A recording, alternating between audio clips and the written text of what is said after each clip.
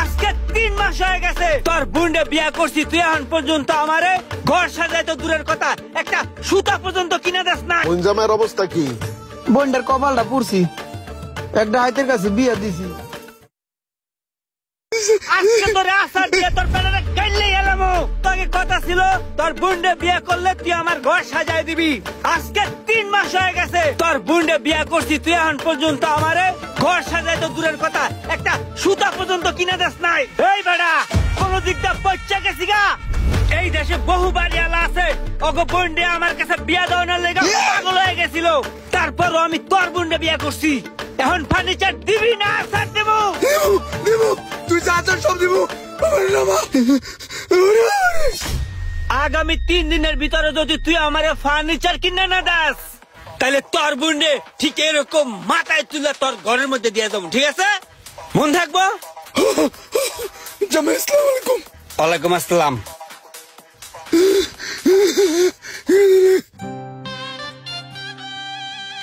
রে বাসু, এ মুরগির না আন জিমাইতাছু কে? ভাই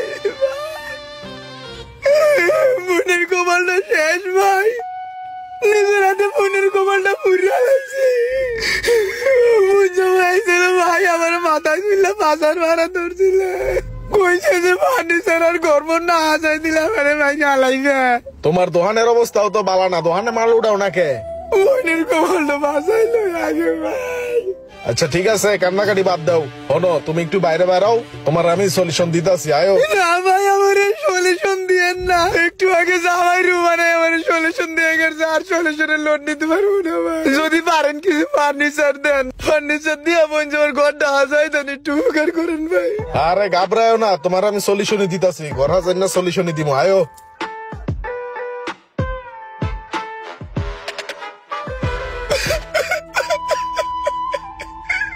এইভাবে বাইঙ্গা বললে তো হইব না। টাকা পয়সা কিছু আছে ভাই? টাকা পয়সা আছে কিছু, হালকা পাতলা, বুঝছেন? ছোট ভাইরে কয়দিন আগে বিদেশ পড়াইলো। ফোন ভাই, যা যা কইছি মনে রাখিস, আর ভালো মতন চলাফেরা করিস। ফোন দিস যাইয়া। আর বিমানে কেউ কিছু দিলে খাবি না, ঝামেলা থাকতে পারে। তুই ই কর, 1000 টাকা রাখ, এটা দিয়া বিমানে বয়ে তুই কিছু কিনা খাইস। তাহলে যা। এখন তো ভাই ছোট ভাই আমার ফোনও দেয় না, ফোনও ধরে না ভাই। আমি চিন্তা করছিলাম ও বেতন পাইয়া টাকাটা পাঠাইলে বন্ডারে ফার্নিচার কিনা দিব। ছোট ভাইটা তো ফোনই ধরে না।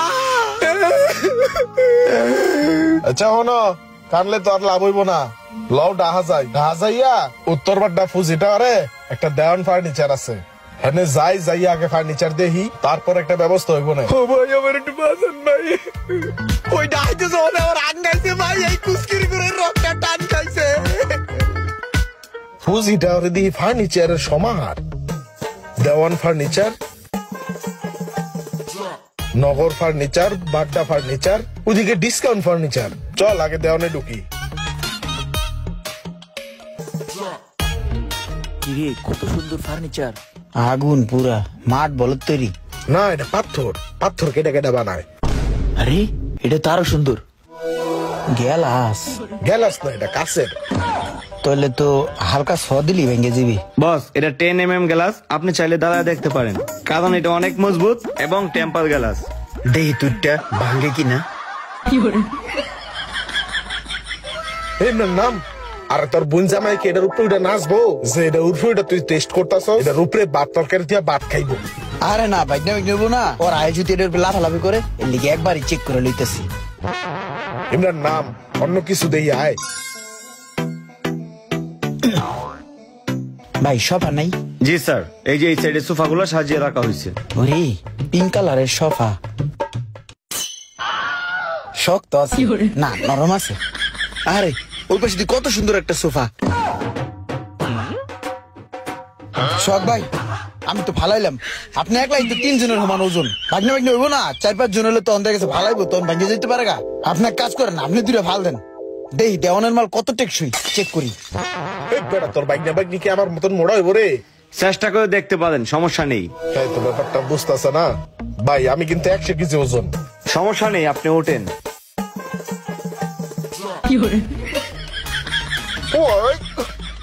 ঠিক হয়ে আছে রে, এটা লই। ল খাটটা দেখা ফাইনাল করে নাই, চল। হ চলেন। ভাই দেখছেন কত সুন্দর আলমারি? আরে শোকেসটা তো আরো সুন্দর, এই আলমারিটাও তো সুন্দর। ইমরান, এই যে টেবিলটা দেখতেছো না, এই টেবিলটা কিন্তু তোমার ভাবির সেই পছন্দের, বুঝছো? আমি কয়দিন আগে নিয়ে গেছিলাম তোমার ভাবির লেগা। সবই তো পছন্দ হয়, আর নেওয়াও দরকার সবই। কিন্তু সোহাগ ভাই, যে টাকা পয়সা লয়েছি হে তো মনে হয় হবে না নে। আমি তো পুরো ভাড়া বাসার চিপে পড়ে গেলাম। আরে কি হইছে, কোনো সমস্যা নাই।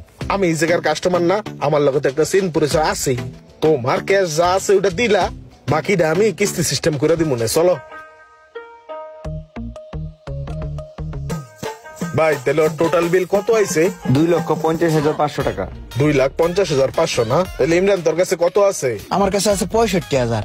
তাহলে 65,000 টাকা জমা দিচ্ছি, বাকিটা ইএমআই করে ফেলেন। ঠিক আছে, তাহলে তোর তো কাট নাই, আমার কার্ড দিয়ে আমি ইএমআই করে দিতেছি। তুই কিন্তু মাস শেষে শেষে বিলটা পরিশোধ করে দিবি, ঠিক আছে? ঠিক আছে তাহলে করে দেন। নেন ভাই, আমার কার্ড থেকেই করেন। 1,85,500 টাকা ইএমআই হবে। জি। কত মাসের করব? 12 মাস। ঠিক আছে, সমস্যা নাই, দেওয়া যাবে।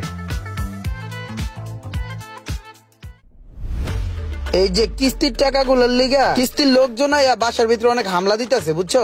আমার তো মান ইজ্জত আছে। এখন ভাই তুই তো সরকারি চাকরি পাইছস, টাকা পয়সা নাকি ভালোই কামাস মানুষের কাছে হুনি। ভাইরে আমার এই বিপদ থেকে তুই আমার একটু উদ্ধার কর। ভাই আমি মাত্র 3টা মাস হলো চাকরি পাইছি, এই মুহূর্তে আমি তোমাদের কই থেকে টাকা দিই কত?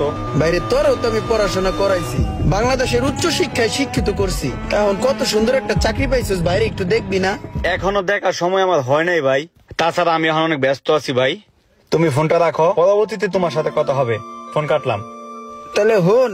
Hello hello. কি ভাতিজা, বিদেশে আগে কিছু টাকা পয়সা জমাও নাকি সব দেশেই পাঠাই দাও? আরে কাকা, আমি কি এত বলদ নি? 1 বছর হয়েছে আইছি, মোটামুটি যা কামাইছি সব জমাইছি। আর কি হইলে বড় একটা ব্যবসা দিব ইনশাল্লাহ। হ ভাই কও। ভাইরে তুই 1 বছর হয়ে গেল গেলি, এখন পর্যন্ত দেশে 1 টাকাও পাঠাইলি না। আমি এই কিস্তিগুলা কেমনে চালাই তুই একটু ক ভাই। অনেক কষ্ট করে আমি কিস্তিগুলা চালাইতেছি, আর অল্প কিছু টাকা পাইবো। 1 বছর হয়েছে আইছি, আমি কি কোনো কাম কাজ পাইছি কও? আমি নিজেই থাই একটা বন্ধুর বাসায়, ওই আমারে চালায়। যদি কাম কাজ পাই তাহলে তো আমি টাকা পয়সা পাঠামই, তোমার তো ফোন দিতে হইব না। আপাতত কিস্তি মিস্তি যেমন পরে একটু চালায় লও, আমি টাকা পাঠাইয়া শোধ করে দিমান। 2-1 দিনের ভিতরে যদি কিস্তি না দিতে পারি তাহলে আমার দোকানপাট সব বন্ধ করে দিব রে ভাই। আচ্ছা ভাই বুঝছি, টাকা হইলে পাঠাও নে। রাহি, আল্লাহ হাফেজ। Hello hello hello.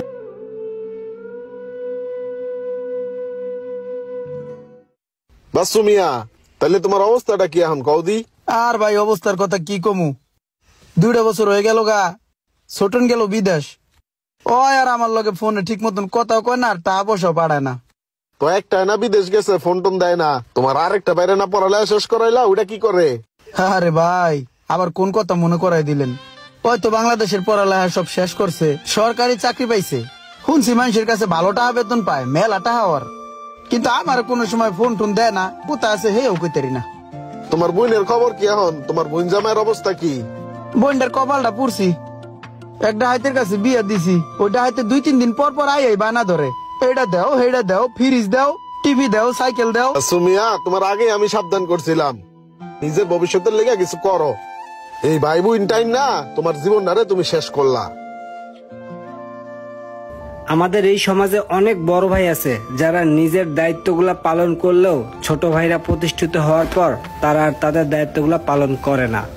আপনারা যারা এই ভিডিওটা দেখবেন দয়া করে ভাই এরকম কাজটা করবেন না। আর এই ভিডিওটা দেয়ান ফার্নিচারের সৌজন্য।